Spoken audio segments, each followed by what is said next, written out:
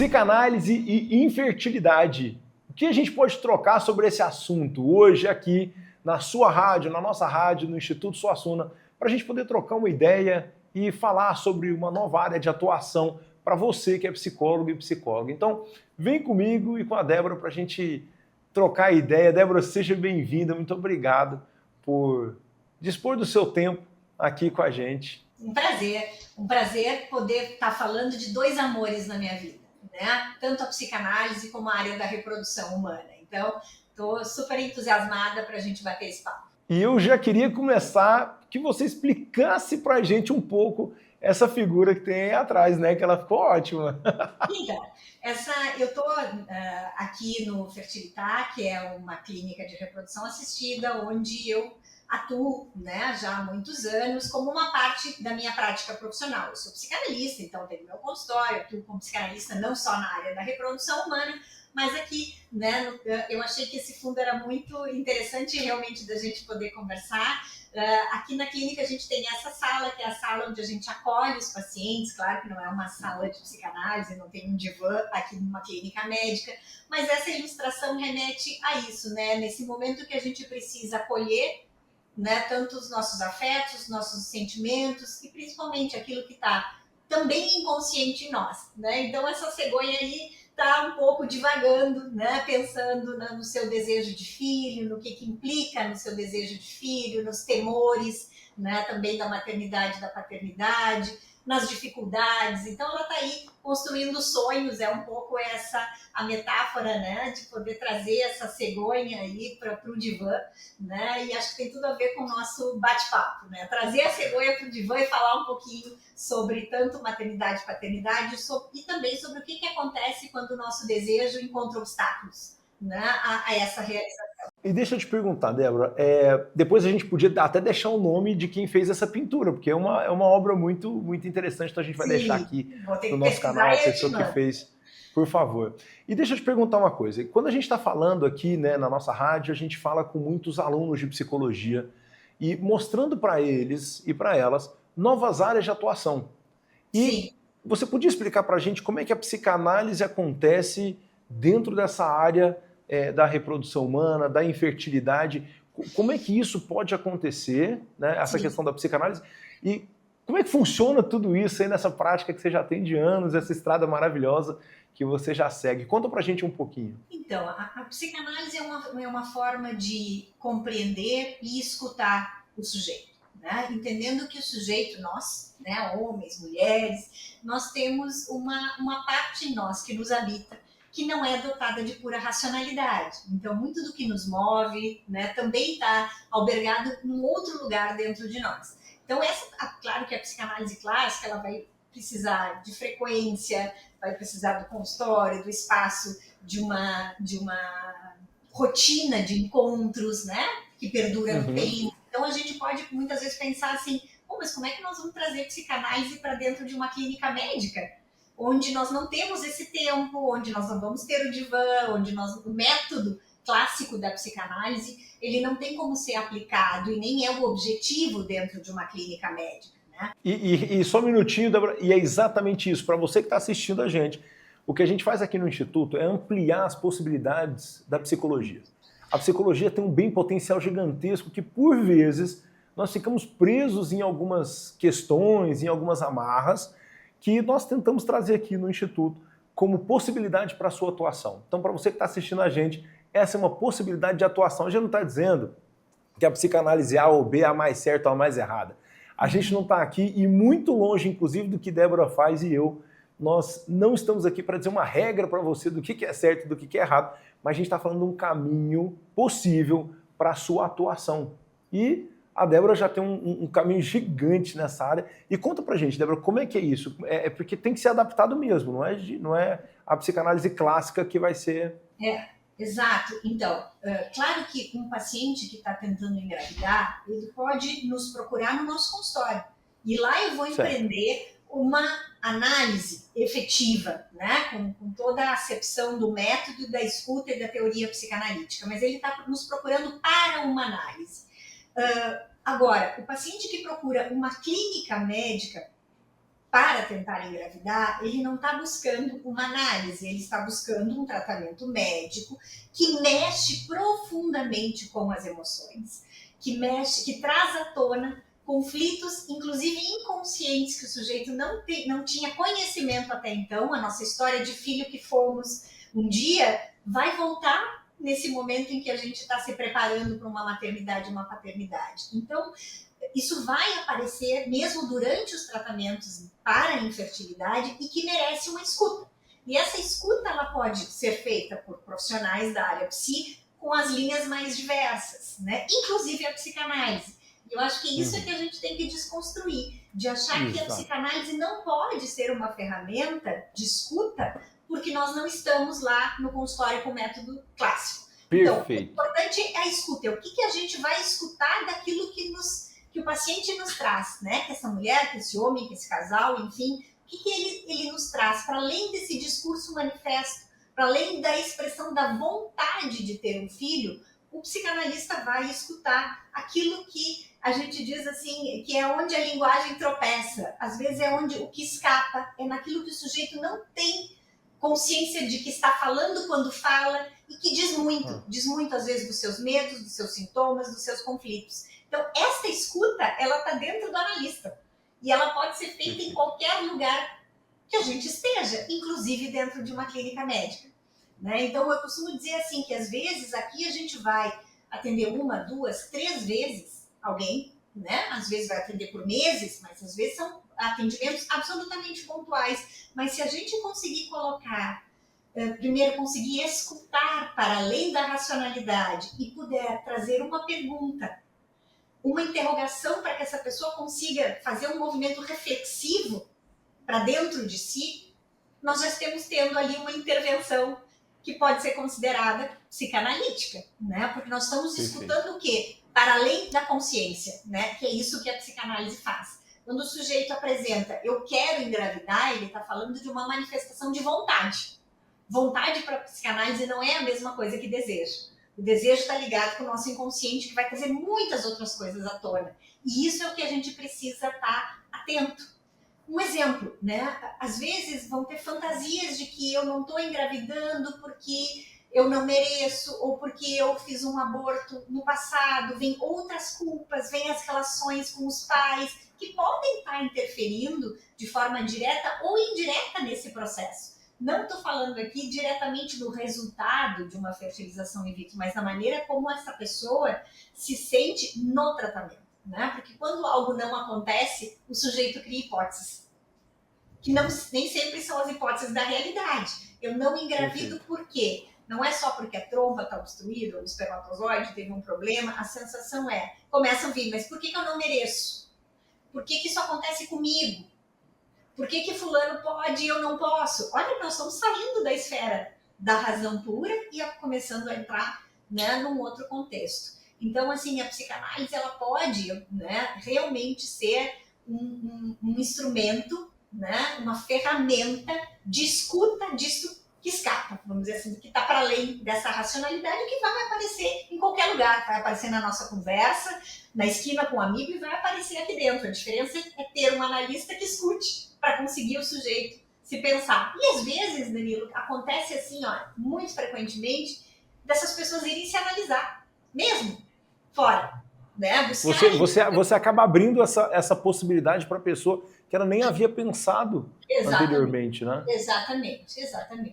E uma coisa que a Débora traz de importante, pessoal, para você que está nos assistindo, é assim, quando nós estamos falando em áreas de atuação da psicologia, a gente tem que estar mais atento ao psicólogo.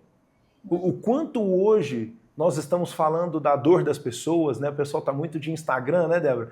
Muito de Instagram, de Facebook. Não estamos falando mal de rede social, não, mas às vezes a gente está muito mais preocupado em falar da dor do outro do que escutar a dor do outro.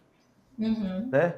No Instagram, de repente, a gente podia fazer um post em branco lá, falando para as pessoas, conta aí como é que você está. Esse seria o real trabalho do psicólogo numa rede social. É se colocar ao dispor. E eu acho que é isso que a Débora está trazendo de muito importante, é essa escuta, né, Débora?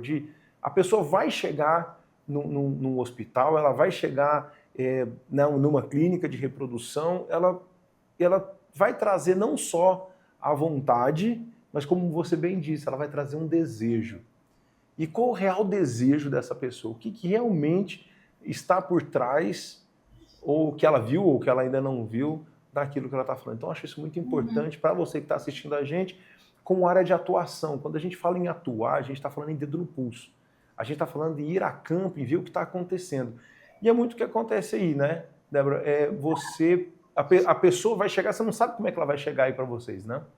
Não. E é importante isso que tu destaca, assim, Danilo, para quem está, né, nessa área, construindo esse campo, né, da possibilidade de atuação, quer do psicólogo, quer de um psicanalista, vamos chamar assim, desde os seus inícios, e aqui vou brincar com vocês, estou entregando a idade total, né, mas junto com pessoas que estão aí super ligadas ao Instituto Suassuna, como a Kátia, né, que estão assim há muito tempo nessa área, a gente foi construindo efetivamente uma área. Isso. Débora, fala pra gente sobre isso, porque isso é muito importante. É uma construção de uma área nova. Né? Aqui no Instituto a gente fez a primeira pós-graduação na América Latina. O primeiro e você faz parte também dessa. Exatamente, que eu tenho muito orgulho. E você faz parte dessa construção. Então, é justamente isso. Eu tenho muito orgulho de ser uma das professoras, né, do pós do Instituto. Mas justamente isso, que nós começamos de forma empírica, com estudos que foram sendo trazidos de fora do Brasil, construindo lugar, né, nas clínicas. Muito poucas clínicas no Brasil tinham o trabalho do psicólogo. Então, assim, foi realmente um trabalho de defender a importância, né, do psicólogo, da escuta do psicólogo, e claro, né, eu aqui vou puxar a brasa para a psicanálise, porque é o que eu sou psicóloga e psicanalista, né, da importância desse profissional, né, na escuta desses pacientes que têm uma travessia extremamente delicada e complexa, né, quando se deparam com a infertilidade no seu caminho de realização do desejo de ser pai e mãe. Então, essa era uma área. Nós éramos, assim, Danilo, te contando um pouco a história, né? Nós éramos muito poucas. Quando a gente ia nos congressos, os primeiros congressos médicos que abriram para psicólogos, nós dávamos aula e palestra para nós mesmas. Éramos um grupo de 10, 12 profissionais do país inteiro. Né? Hoje, nós temos aí no grupo de WhatsApp, que a gente chama o grupão, mais de 200 pessoas. Fora todas as outras que estão trabalhando e não estão no grupo do WhatsApp, né, da psicologia em reprodução humana assistida. Então, é um caminho que, se a gente pensar, né, nesses últimos 25, 30 anos, né, da psicologia ligada a essa área, é um crescimento fantástico. Né? E sem dúvida nenhuma, né, acho que tu aportasse a pós-graduação como essa também, essa especialização, essa possibilidade de que pessoas se capacitem, né, para a escuta justamente dessas questões ligadas à reprodução humana assistida e à infertilidade, né? Débora, e você sente que é uma área que está em expansão? Porque assim, é meio... Pode até parecer que é o Danilo falando, então eu queria ouvir um pouco de você. Como é que você vê hoje essa área como um futuro de atuação? É uma área que é promissora, não é promissora? Porque uma coisa que você trouxe que eu achei muito legal é que, assim, é uma área que cabe em todas as abordagens. É claro que a gente está aqui falando hoje, né, a partir da sua experiência, mas como vocês conseguem trocar muito, né? Eu já publiquei 2 livros aí com a Kátia, onde a gente traz um monte de abordagens, porque o importante, de novo, e aí mais maravilhoso do que você disse, é a escuta. Né? Essa escuta qualificada desse indivíduo, dessa família, né, desse inconsciente.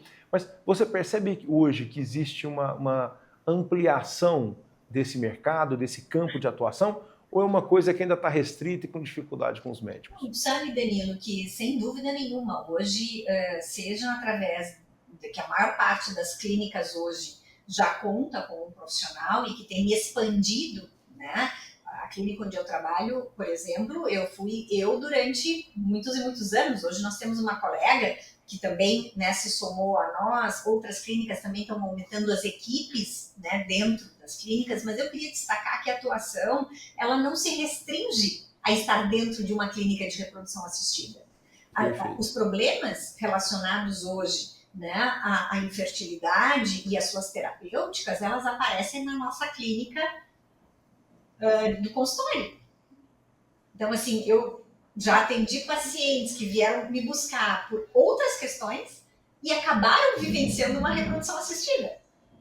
Portanto, este conhecimento, né, para quem se interessa por essa área, ele se expande inclusive para a clínica privada. E eu vejo uma possibilidade muito grande, Débora, se eu estiver falando besteira, você pode me corrigir aqui, a gente não vai cortar nada, mas assim, eu vejo uma possibilidade muito grande de atuação desse psicólogo e dessa psicóloga com essa família. Eu vejo essa atuação com esse indivíduo, né, pai, com a mãe, com a equipe multi-interdisciplinar. Então, assim, eu percebo hoje parece que tem tanto lugar para a gente entrar, tem tanto espaço, tem tanto campo. Aí eu não sei se é uma fantasia minha que estou aqui, ou se é uma realidade aí, você que está no dia a dia. Não sei como é que você vê. Eu acho que é uma área que tem, sem dúvida nenhuma, se expandido justamente porque cada vez mais se acredita na importância da escuta, né, emocional, vou chamar assim, seja ela psicológica, psicanalítica, né,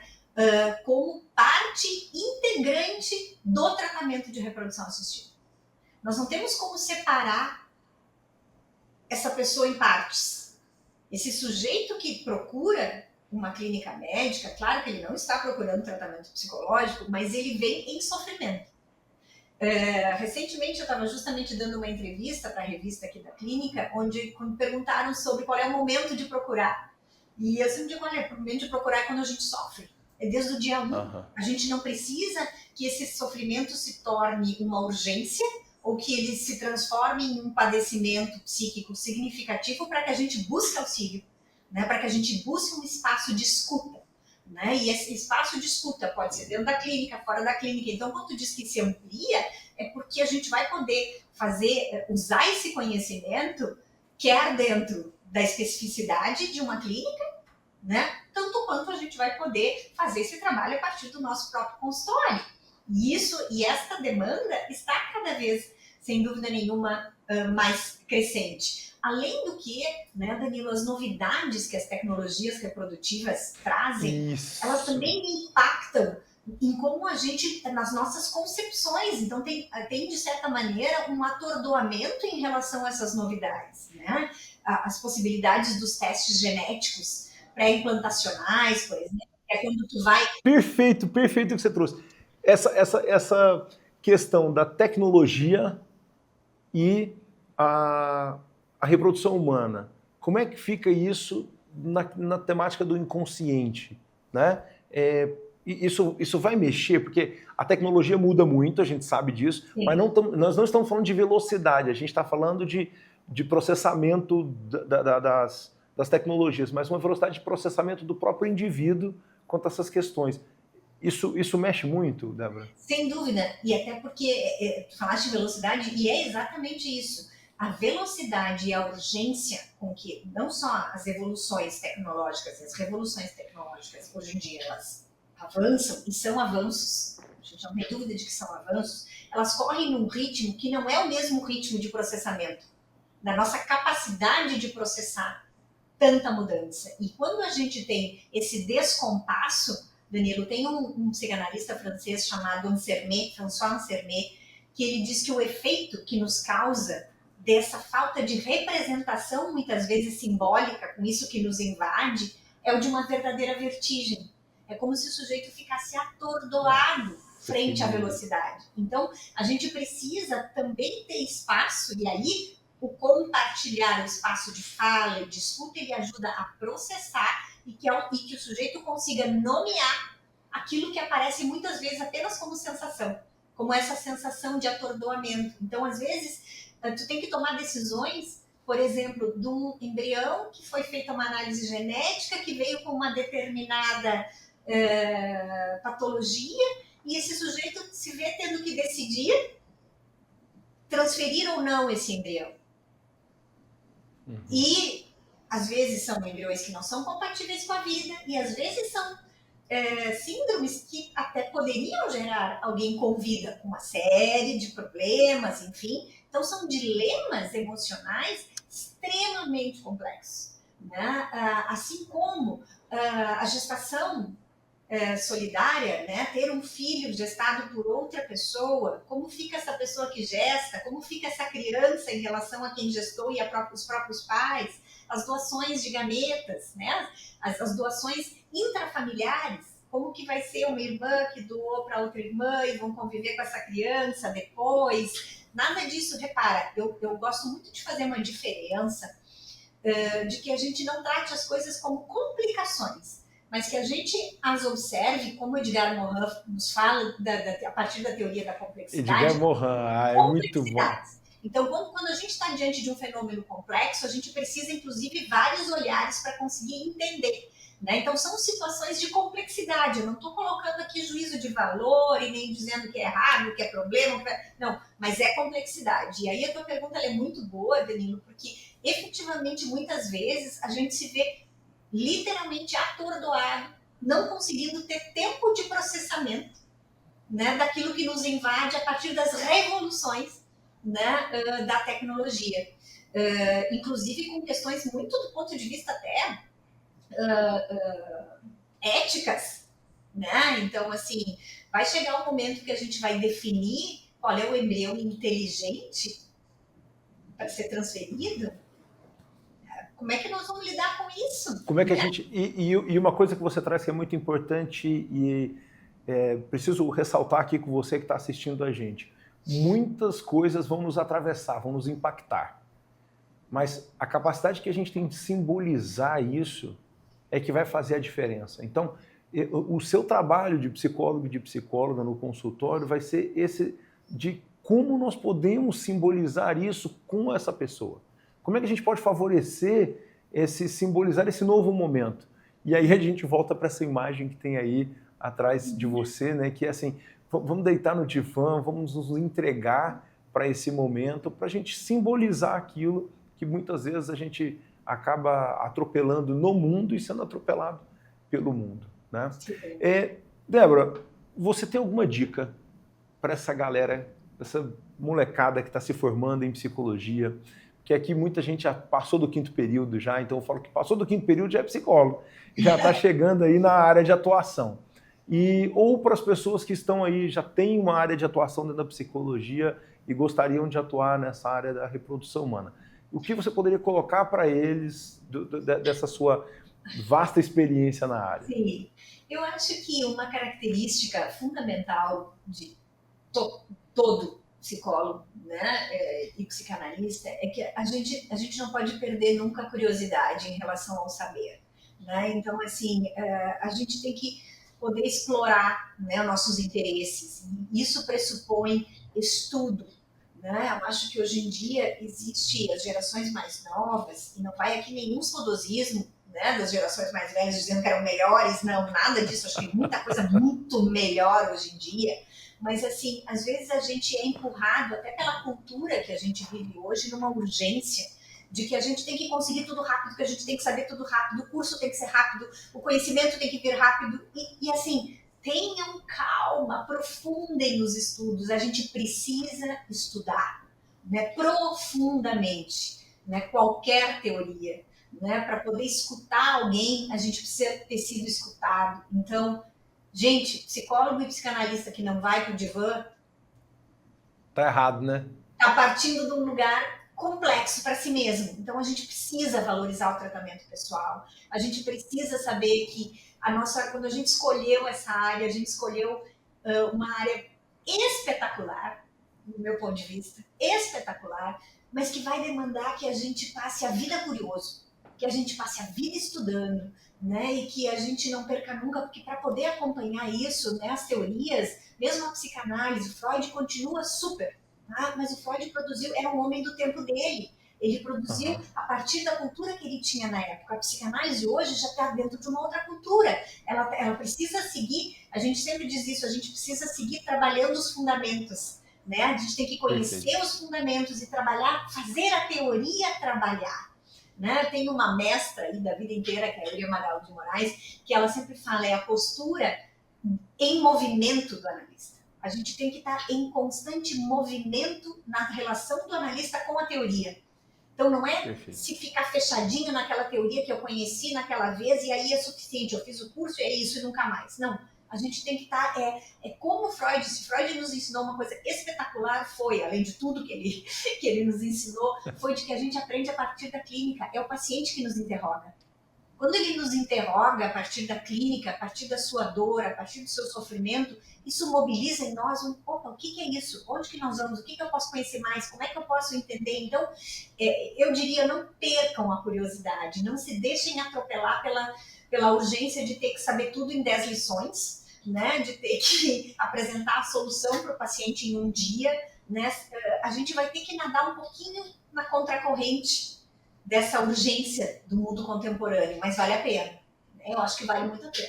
Que maravilha. Débora, eu quero agradecer demais sua presença aqui com a gente. Eu que agradeço. E deixar, eu sei que você que está assistindo a gente vai compartilhar esse vídeo, vai curtir, vai deixar seu comentário aí embaixo, mas o mais importante é aceitar esse convite que a Débora fez na primeira fala e trouxe até aqui no final, tão coerente que foi o que você trouxe para a gente, Débora. Eu te agradeço muito. E voltamos a essa imagem que é o do se entregar. Né? Quando alguém chega para falar com você na área da reprodução humana, na área da infertilidade, com a escuta psicanalítica, você está entregando a sua escuta ao outro. E o quanto é importante você também se entregar enquanto terapeuta. Isso. Se entregar para esse processo de conhecimento. Esse sujeito, né, que nos procura. Né? E seja responsável com o que a gente escuta. Né? Então, a gente está diante de um trabalho de extrema responsabilidade e delicadeza. Então, que a gente faça isso com todo o nosso entusiasmo, né, com o nosso afeto, mas também com a nossa responsabilidade e nosso compromisso ético. Né? Acho que a gente não pode... E a nossa entrega, que eu acho que essa é a palavra da Débora, inclusive, quando vocês sigam no Instagram, vocês vão ver a entrega que ela tem para cada pessoa, para cada momentinho ali. Ela tem uma entrega gigantesca. Então, Débora, muito obrigado por estar com a gente. Eu que agradeço, por essa foi um entrega prazer, total que você faz aqui com a gente, nas aulas de pós-graduação, no final de semana, sempre com esse sorriso no rosto.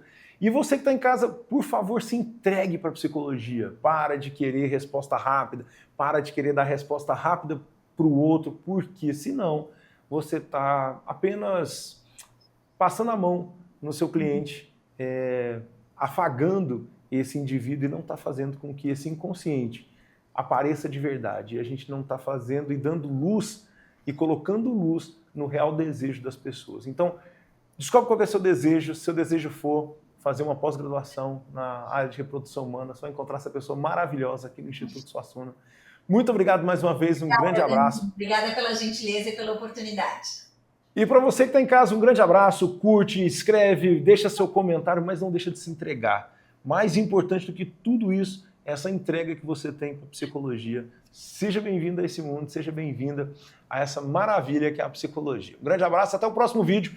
Vai para frente, tem mais vídeo, para trás tem um monte de coisa boa aqui no canal para você falar e ouvir com a gente. Um grande abraço e até a próxima. Gostou do vídeo? Aqui no Instituto Suassuna nós ajudamos você a alcançar seus objetivos com uma educação ativa e atuante.